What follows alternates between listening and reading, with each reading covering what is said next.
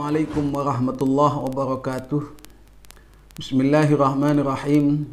Alhamdulillahi rabbil alamin. Wassalatu wassalamu ala asyrafil anbiya wal mursalin Sayyidina Muhammadi wa ala alihi wa sahbihi ajma'in. Amma ba'du.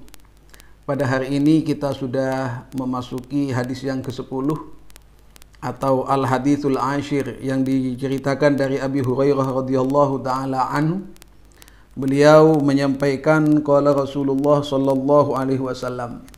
Baginda Rasul Muhammad sallallahu alaihi wasallam menyampaikan, innallaha ta'ala tayyibun la yaqbalu illa tayyiban. Allah Subhanahu wa ta'ala itu maha baik. Allah Subhanahu wa ta'ala maha bersih, maha suci. La yaqbalu illa tayyiban. Maka dengan demikian Allah tidak akan menerima sesuatu kecuali sesuatu itu baik, bersih dan suci. Dan disampaikan pula, wa innallaha amaral mu'minina bima amara bihil mursalin. Allah Subhanahu wa ta'ala memerintahkan kepada orang mukmin itu sama dengan apa yang diperintahkan Allah kepada para rasul. Makanya firman Allah di dalam Al-Quran, ya ayyuhar rusul kulu minat tayyibati wa'malu salihah. Wahai para rasul, makanlah kalian dari sesuatu yang baik. Wa'malu salihah, dan berbuatlah amal soleh. Allah Subhanahu wa ta'ala juga berfirman yang sama kepada kita semua sebagai orang mukmin. Ya ayyuhalladzina amanu kulu min tayyibati ma razaqnakum. Wahai orang-orang yang beriman, makanlah kalian semua dari makanan-makanan yang baik, dari rizki yang telah engkau terima dari Allah Subhanahu wa ta'ala, atau dalam bahasa lafdiyahnya, dari rizki yang telah aku berikan kepadamu. Kemudian Rasulullah sallallahu alaihi wasallam memberikan gambaran sekaligus peringatan kepada kita. Di dalam hadis disampaikan, summa dzakara rajula yutilus safara as'asa aghbara yamuddu yadayhi ila sama. Baginda Rasul sallallahu alaihi wasallam menyebutkan seseorang laki-laki yang melakukan perjalanan panjang, as'asa aghbara, rambutnya awut-awutan, yamuddu yadayhi ila sama, ia menengadahkan tangannya ke atas langit. Dalam arti ia berdoa, ya Rabbu ya Rabb, ia berdoa kepada Allah, ya Allah, ya Allah, wahai Tuhanku, wahai Tuhanku. Namun demikian, wa mat'amuhu haram, yang dimakan adalah haram. Wa mashrabuhu haram, yang diminum juga haram. Wa malbasuhu haram, pakaiannya haram. Wa ghudhiya bil haram, perutnya diisi dengan sesuatu yang haram. Fa anna yustajabulah, bagaimana mungkin doanya akan diijabah oleh Allah Subhanahu wa ta'ala. Hadis ini diriwayatkan oleh Imam Muslim. Para pemirsa, para santri dan alumni yang berbahagia, dari hadis ini maka penting tentunya kita mengambil ibrah, mengambil peringatan tentunya untuk kita laksanakan dan kita amalkan dalam kehidupan kita sehari-hari. Bahwa dengan kalimat innallaha ta'ala tayyibun la yaqbalu illa tayyiban, maka tentunya kita harus hati-hati, karena Allah tidak akan pernah menerima dari sesuatu yang kita lakukan, dari amal baik kita, ibadah kita, illa tayyiban, kecuali amal kita adalah amal yang baik. Tidak hanya beribadah misalnya dengan sholat, tetapi sholat kita juga betul-betul baik. Mulai dari air yang dipakai wudhu, pakaian yang kita pakai, hingga kemudian tempat yang kita gunakan sholat, semua harus baik. Lebih daripada itu, kita juga harus menyajikan kesucian di dalam hati diri kita. Jangan sampai kemudian ibadah yang kita lakukan itu kemudian diiringi dengan rasa sombong, diiringi dengan rasa ria atau pamer, diiringi dengan tujuan-tujuan lain yang akan menjadi noktah dari kesucian dan kebersihan ibadah kita. Jika itu yang terjadi, maka sesuai hadis ini, la yaqbalullahu illa tayyiban, maka boleh jadi amal yang kita lakukan semua tidak diterima oleh Allah Subhanahu wa taala. Karena Allah Maha baik dan Allah hanya akan menerima yang baik. Tetapi sebaliknya, kalau amal ibadah yang kita lakukan itu keluar dari kata baik, baik secara zahiriyah maupun batiniyah, baik dari bentuk yang kelihatan panca indera atau yang hanya kelihatan dari hati kita, maka tentu na'udzubillah amal ibadah kita boleh jadi tidak diterima oleh Allah Subhanahu wa taala. Kemudian yang kedua, innallaha amaral mu'minina bima amara bihil mursalin. Tentang ini semua dan apa yang diperintahkan oleh Allah kepada orang mukmin itu sama persis dengan yang diperintahkan oleh Allah kepada para rasulnya. Ketika Allah memerintahkan kita untuk memakan makanan yang baik, Allah pun juga memerintahkan kepada para rasul dengan perintah yang sama. Dalam arti kata, makanan yang baik itu adalah makanan yang halal, bukan makanan yang syubhat, apalagi makanan haram. Terlebih dari itu, makanan yang kita konsumsi itu adalah makanan yang bermanfaat. Bermanfaat bagi tubuh kita, bermanfaat bagi kesehatan kita.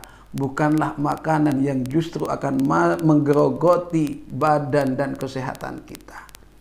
Kemudian di sisi lain, baginda Rasul Muhammad sallallahu alaihi wasallam juga menyampaikan sekaligus memperingatkan kepada kita betapa pentingnya tentang makanan-makanan yang baik ini. Diceritakan ada seseorang yang melakukan perjalanan panjang. Dalam maksudnya perjalanan panjang ini ia begitu beribadah, ia sholat, ia zakat, setiap hari ia puasa, ia haji juga. Asa akbar, hingga dalam perjalanan panjang tersebut seolah-olah kurang terawat. Rambutnya sampai dengan awut-awutan, ini hanya gambaran begitu perjalanan itu orang laki-laki ini lalui. Kemudian wa yamuddu yadayhi ila sama. Ia selalu berdoa kepada Allah. Ya Rabbu ya Rabb, wahai Tuhanku, wahai Tuhanku. Namun lupa disadari misalnya wa mat'amuhu haram, makanannya yang dimakan haram. Minumannya haram, pakaiannya haram, yang masuk ke dalam perut juga haram. Fa anna yustajabulah, bagaimana mungkin doanya akan dikabulkan oleh Allah? Singkat cerita, orang ini yang selalu beribadah kepada Allah, ia sampai dengan kurang terawat, bahkan selalu berdoa kepada Allah, tetapi doanya tidak pernah diterima oleh Allah karena tadi itu apa? Makanan yang masuk ke dalam tubuhnya atau yang melekat di dalam badannya itu semua dari sesuatu yang haram.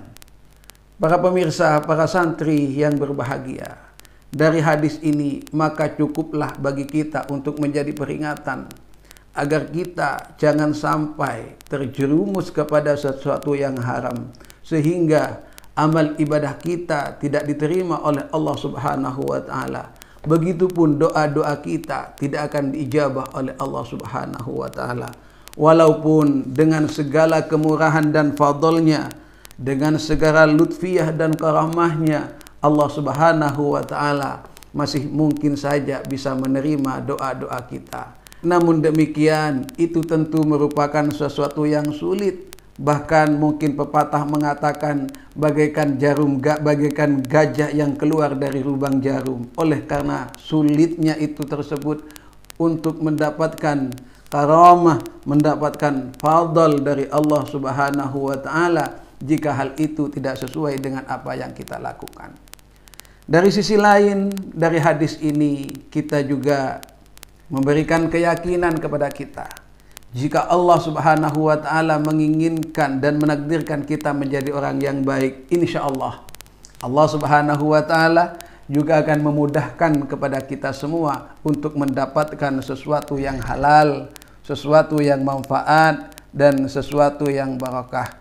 Yang paling terakhir, para pemirsa, para santri dan alumni yang berbahagia, dari hadis ini yang pertama kita mengambil faidah. Marilah kita beramal dengan ikhlas agar semua diterima oleh Allah Subhanahu wa taala. Yang kedua, apa yang masuk ke dalam tubuh kita, apa yang melekat dalam tubuh kita, usahakan semua berasal dari sesuatu yang halal. Kemudian yang ketiga, Allah Subhanahu wa Ta'ala tidak terlalu membedakan antara kita dengan para rasul. Kita diperintahkan dengan perintah yang sama, terkecuali memang ada perintah khusus kepada rasul yang memang itu tidak sama untuk kita. Kemudian yang keempat, bahwa dengan menjauhi kita dari sesuatu yang haram, maka Allah Subhanahu wa Ta'ala akan semakin mudah mengijabahi doa kita. Dan yang kelima, ini mungkin hanya sebagai tambahan, bahwa di antara sebab-sebab doa itu bisa diterima oleh Allah Subhanahu wa Ta'ala, yang pertama adalah ketika melakukan perjalanan. Kemudian yang kedua adalah risasatul hay'ah. Apa itu? Dengan pakaian yang sederhana, tidak bermewah-mewahan, tidak unggul-unggulan, bahkan seolah-olah kita juga mau pamer pakaian di depan Tuhan. Bukan itu. Risasatul hay'ah, dengan pakaian yang sangat sederhana, bahkan orang lain mungkin mengesankan awut-awutan. Kemudian yang ketiga, di antara sebab-sebab bisa ijabah adalah maddul yad ila sama, yaitu memohon dengan menengadahkan tangan ke atas langit. Kemudian yang keempat, tentunya dengan banyak memuji kepada Allah, dengan mengagungkan ketuhanannya, dengan banyak menyebut asma-asma Allah seperti Asmaul Husna, maka insya Allah doa kita akan mudah diijabah oleh Allah Subhanahu wa Ta'ala. Para pemirsa, para santri dan alumni yang berbahagia, demikian yang bisa saya sampaikan pada kesempatan kali ini. Mudah-mudahan bermanfaat. Segala kebenaran dari Allah dan segala kekeliruan dari kami sendiri. Kurang lebihnya mohon maaf. Wassalamualaikum warahmatullahi wabarakatuh.